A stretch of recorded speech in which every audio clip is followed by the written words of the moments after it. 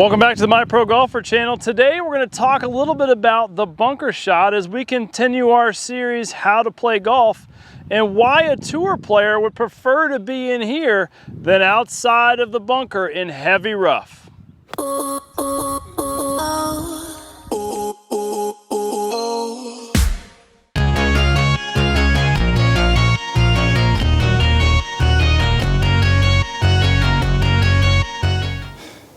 Hey, thanks for watching today's episode. Here at My Pro Golfer, you know we like to keep things simple.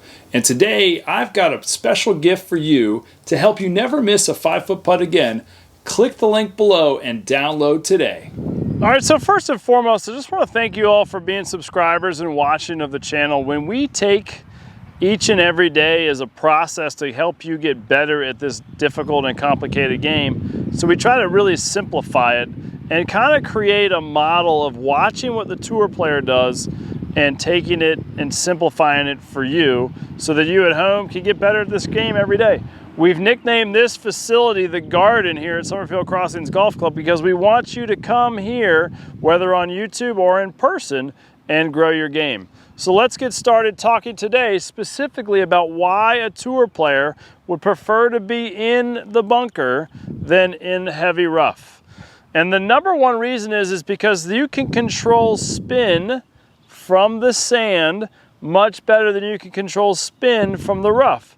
Because the sand creates granulars that, if you can see close into the wedge here, from that last shot that I just showed y'all, there's a ton of sand on the wedge. And so if you can get sand on the wedge, it can create more spin so that it'll create the movement and the spin that you want to get the ball to stop quickly on the greens. Whereas if you're in the rough, you're gonna have a lot of grass, potentially wetness. The ball goes up and does whatever it wants to do.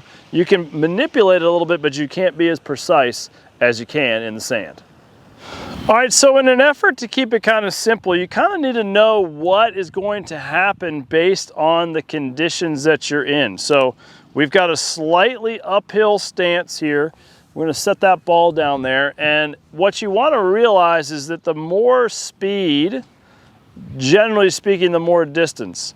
The fluider the swing, the more fluid the swing, the more you're going to be precise in sending the sand to the spot that you want to send the ball.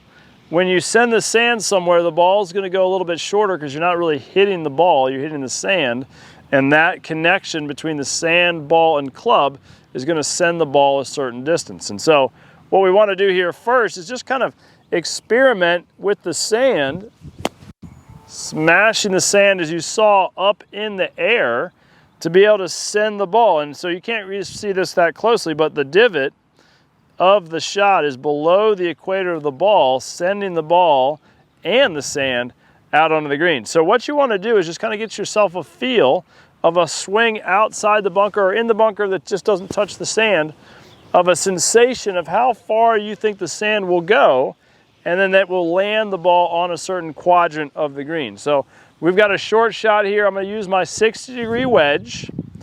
Has a lot of bounce on this one. It's got 8 degrees of bounce, so it should be able to bounce through the sand really well, splash the ball up in the air, land softly to this short pin. I'll show you what that looks like. So we saw the practice swings. They're about hip high with the hands, shoulder high with the club face, and just splashing it out. Kind of like a long pitch shot or a lofted trajectory shot with a wedge, that kind of sensation. So I'm just going to give you a little sampling of it. My club face is pretty square, and I'm just going to splash the sand with that little moderate swing out. And you can see from the landing spot, I hit it about 6 feet far and a little bit left, basically because I was aimed there, and because the slope is built in this tilt, so that's going to continue to promote the ball coming out a little bit left. Whereas if the tilt was on that side of the bunker and we were more here for a right-handed player, that ball is going to be sent to the right side. So making sure that you set up your stance for the best and most optimal option to get the ball to this first pin is absolutely pivotal to starting to get lower in your scores. Instead of having a 6-footer, aim a little right, allow the slope to trust the movement. It'll pull the ball slightly left. You should have 2 or 3 feet versus the 6 feet that I left myself on this next shot. All right, so now we're in this similar lie situation we've got a much further pin to get to. So we've got the pin here, and the divot obviously was good here a second ago. And I really liked the shot distance, and the swing distance was really relaxing and calm. It wasn't something that was overly difficult for me to do. And so we've got options here. And what I want you to do is play around with the two options to hit this shot differently. The number one option is to always keep the same club and try to be a bigger swinger. So we're going to do that first with this shot. So I'm literally going to keep the club the same way. I'm just going to swing more, almost full, and try to send the sand all the way to that back flag. Let's just see how I do. Build the feet, just like a normal bunker shot. There's plenty of bunker conversations on this YouTube channel. Digging the feet in. I know I've got a little bit of side slope, so I'm gonna aim just a hair right of it, just based on that other video we just sent you just a second ago. And now I'm gonna have a bigger overall swing. Now what that does from an advantage standpoint is it sends the ball higher with a lot of spin and gets that ball around that quadrant. Now some of you were thinking, man, when I swing harder or fuller, that often leads to some problems. So what we're gonna do is we're gonna, instead of using the 60-degree wedge here, we're gonna go into the bag and I'm gonna grab my 54-degree wedge or even my 50-degree wedge to do the same exact swing but with added loft. So what we're gonna take that same exact swing we did for the short shot, which was, if you remember, it was sort of hip to hip, and the club face was just a little bit above my shoulder on both sides. So now we're going to send the 54-degree on that same line with that same pulley. It didn't pull as much for the longer swing, so we're going to aim more at it than right of it. And we're going to make that same scenario, the same swing we just made with the 60 to go to the front flag. We're going to make that same swing to see if we can go to the back flag. You see just the loft itself sent it even a little longer than we wanted to. So we don't need a whole lot here. I caught that a little bit clean. There's a little bit more ball in that contact than sand. So I'm gonna dig just a little bit further in than I did on that last one and make that same exact swing. Now 54 degrees and 60 degrees is 6 degrees of loft. So you may not need that much. You'll notice that one was a little heavy and came out and rolled quite a bit to that flag. That's what the tour player loves about bunker shots.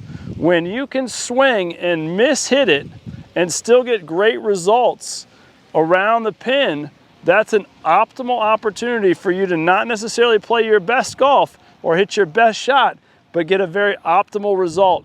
Because the fatter you hit the shot with the sand, as long as the momentum's going through, the ball's gonna have less spin and roll, and the closer you hit to the ball, it's gonna have more spin, go too far and stop. You could see that from those two shots. My first one hit the back fringe and spun back just a little bit and held, giving me probably 8-10 feet. And then this one was fat, landed not even halfway there, and rolled to about 10 feet short of that flag. If you can see how easy it is to miss-hit shots around the golf course, but still make quality scores, it makes golf that much easier, and it keeps it simple for you to think about. Hey, just want to remind you to not forget on getting your free gift below on how to never miss a 5-foot putt.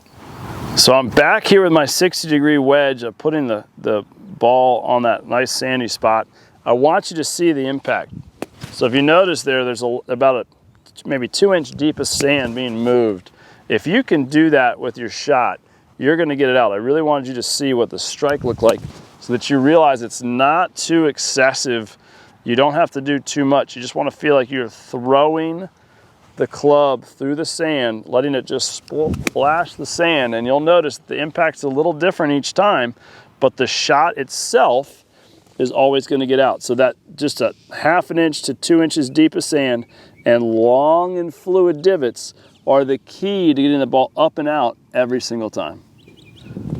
All right, my pro golfer community, I hope today was helpful. I hope that you learned a little bit about bunker shots and how to play them a little bit simpler than you have maybe in the past, and why a tour player would much more prefer to be in here, because the shot honestly is just a simpler shot to play than your typical shot around the rough and having to manipulate shots. There is a ton of bunker shots to play. This is the simplest one. And if you want to learn the high lofted cutty shot, the lower spinny shot, comment below and really put in there, like, what shot do you want to learn from this beautiful garden that we have that just happens to be with a golf mindset. And I want to help you go as far as you want to go and hit all the shots that you could possibly want each and every week on our channel, so that you can slowly but surely, week by week, get better at golf. If you want to get better faster, come meet me down here. Get one of the links below and let's make a lesson time.